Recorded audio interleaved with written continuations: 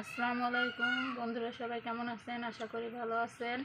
আজকে আমি আপনাদের মাঝে শেয়ার করব এই আমাদের পুকুরে সরপুঁটি মাছ। এই মাছ দিয়ে শাপলা দিয়ে তরকারি রান্না করব। তাই আমি মাছগুলো আগে মাটির মালসায় করে সুন্দর করে ছেঁচে ধুয়ে নেব। মাছগুলো পরিষ্কার করে ধুয়ে আমি লবণ হলুদ মাখিয়ে নিচ্ছি। এখন মাছগুলো ভেজে নেব।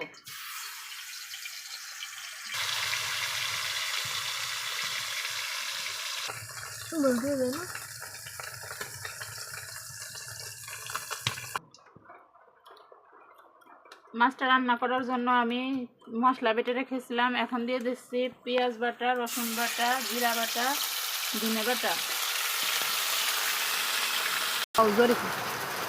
দিয়ে দিলাম মরিচের গুঁড়ি,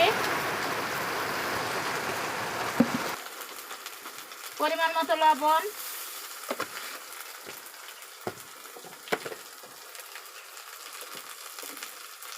দিয়ে দিচ্ছি হলুদ গুঁড়া।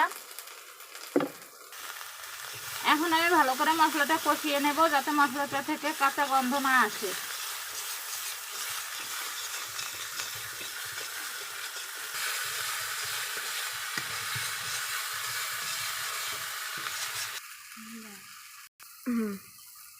মশলাটা সুন্দর করে ভাজা হয়ে গেছে। এখন আমি দিয়ে দিলাম পানি।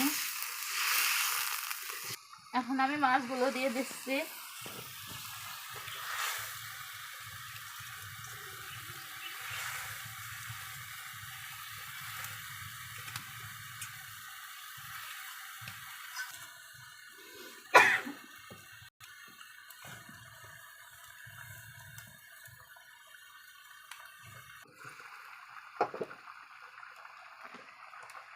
তরকারিটা অনেক সুন্দর বলক উঠে গেছে। এখন আমি এই শাপলাগুলো বেছে ধুয়ে নিয়েছি। এখন এতে লবণ মাখিয়ে রাখছিলাম, দেখেন কত সুন্দর কষগুলো বেরিয়ে গেছে। এখন আমি তরকারিতে শাপলাগুলো দিয়ে দেবো।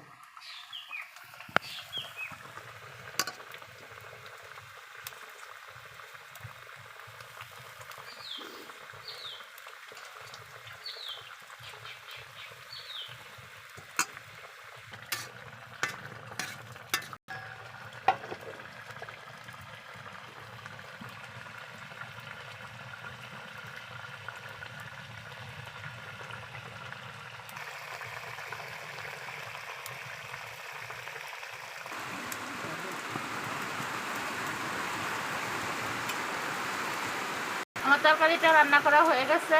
এখন আমি তরকারিটা ঢেলে নিচ্ছি।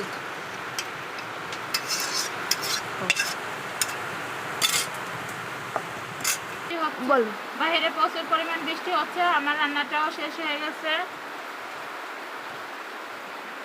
যদি আপনাদের এই ভিডিওটা ভালো লাগে তাহলে আমাকে লাইক কমেন্ট দিয়ে চ্যানেলটি সাবস্ক্রাইব করুন। আল্লাহ হাফেজ।